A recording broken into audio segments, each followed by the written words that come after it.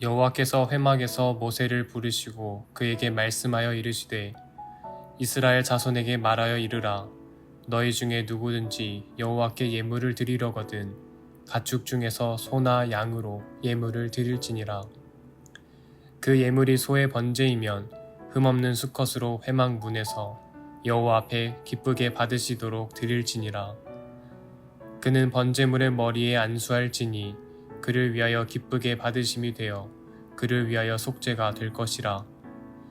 그는 여호와 앞에서 그 수송아지를 잡을 것이요 아론의 자손 제사장들은 그 피를 가져다가 회막 문 앞 제단 사방에 뿌릴 것이며 그는 또 그 번제물의 가죽을 벗기고 각을 뜰 것이요 제사장 아론의 자손들은 제단 위에 불을 붙이고 불 위에 나무를 버려놓고 아론의 자손 제사장들은 그 뜬 각과 머리와 기름을 제단 위에 불 위에 있는 나무에 버려 놓을 것이며 그 내장과 정강이를 물로 씻을 것이요 제사장은 그 전부를 제단 위에서 불살라 번제를 드릴지니 이는 화제라 여호와께 향기로운 냄새니라. 만일 그 예물이 가축대의 양이나 염소의 번제이면 흠없는 수컷으로 드릴지니 그가 제단 북쪽 여호와 앞에서 그것을 잡을 것이요 아론의 자손 제사장들은 그것의 피를 제단 사방에 뿌릴 것이며 그는 그것의 각을 뜨고 그것의 머리와 그것의 기름을 베어낼 것이요 제사장은 그것을 다 제단 위에 불 위에 있는 나무 위에 버려 놓을 것이며 그 내장과 그 정강이를 물로 씻을 것이요 제사장은 그 전부를 가져다가 제단 위에서 불살라 번제를 드릴지니 이는 화제라 여호와께 향기로운 냄새니라. 만일 여호와께 드리는 예물이 새의 번제이면 산 비둘기나 집 비둘기 새끼로 예물을 드릴 것이요 제사장은 그것을 제단으로 가져다가 그것의 머리를 비틀어 끊고 제단 위에서 불사르고 피는 제단 곁에 흘릴 것이며 그것의 모이 주머니와 그 더러운 것은 제거하여 제단 동쪽 재 버리는 곳에 던지고 또 그 날개 자리에서 그 몸을 찢되 아주 찢지 말고 제사장이 그것을 제단 위에 불 위에 있는 나무 위에서 불살라 번제를 드릴지니 이는 화제라 여호와께 향기로운 냄새니라.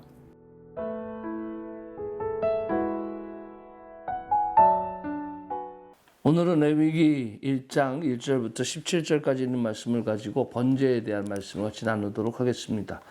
이스라엘 백성들이 출애굽을 해서 시내산에 가서 하나님의 이제 십계명을 받잖아요. 그리고 그 십계명 삶 속에서 성막을 어떻게 져라 이렇게 져라 이렇게 계명을 또 받고요. 그리고 성막을 짓습니다. 그리고 완성이 됐어요. 이제 1년 동안 그 일들이 일어난 거예요. 그리고 나서 그것을 이제 출발을 합니다. 근데 성막을 왜 졌을까요? 라는 질문.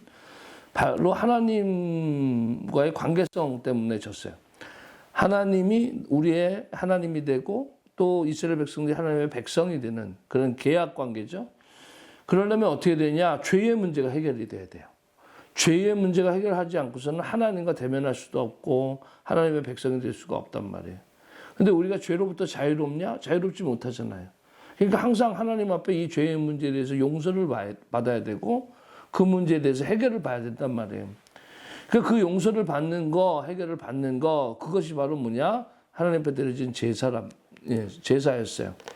그래서 제사의 종류에 대해서 1장부터 5장까지 나오는데 먼저 이제 번제에 대한 얘기가 1장에 나와요. 이 번제라는 것은 불로서 하나님 앞에 드려지는 화제의 의미를 갖기도 하지만 상번제, 그러니까 항상 드려지는 예배, 아침과 저녁에 항상 하나님 앞에 드려지는 예배와도 같은 성격인 거예요. 죄의 문제 속에서 우리가 자유로운 날이 없는 것처럼 매일같이 그 죄의 문제 속에서 살아갈 수밖에 없는 것처럼 그 문제의 해결도 역시 마찬가지다라는 얘기죠. 그리고 그 문제를 해결하기 위해서 하나님 앞에 드려지는 이 번제물은 소일 수도 있고 그리고 양일 수도 있고 염소일 수도 있고 비둘기일 수도 있어요. 그 차이가 뭐냐? 그 차이는 자기가 맡은 임무의 중함에 따라서 달라지고 자기가 사는 삶의 크기에 따라서 달라져요. 예를 들어서 제사장이면 제사장의 그런 제물을 드려야 되는 거예요. 이게 소라고 얘기하는데 이 소를 드린다라는 거는 온 이스라엘 백성들이 지은 죄가 있을 때 그것과 같은 양의 이 무게거든요. 교회 안에서 직임을 맡고 그 일들을 감당할 때 직임이 높으면 높을수록 감당해야 되는 무게도 커요. 뭐 누가 뭐라고 그러지 않는데 아무도 내가 그냥 있어도 되는데라고 생각하지만 사실은 하나님께서 그 문제를 다 묻고 계시는 거예요. 그래서 그 이야기, 그 무게감 이것을 느끼면서 살아가야 된다라는 이야기. 죄사함의 문제, 피해 역시 마찬가지의 생명의 문제이기 때문에 그렇다라는 얘기예요. 그렇게 나눕니다. 아무튼 하나님 앞에 드려지는 그것은 부자인 경우는 그 죄에 맞는 것을 드리지만 내가 너무 가난해, 내가 너무 힘들어, 내가 너무 어려워요. 그러면요 비둘기를 잡아서 드려도 된다 이렇게 얘기합니다. 단 드려야 된다라는 거예요. 드려야 돼. 안 드려도 된다가 아니라 자기의 삶의 모습 속에서 드려지는 예배가 돼야 된다. 이것이 번제입니다. 번제는 다시 얘기하면 번제는 불러드리는 겁니다. 화제입니다. 하나님 앞에 태워서 드리는 거예요. 그리고 짐승을 태워드리는 것을 번제라고 합니다.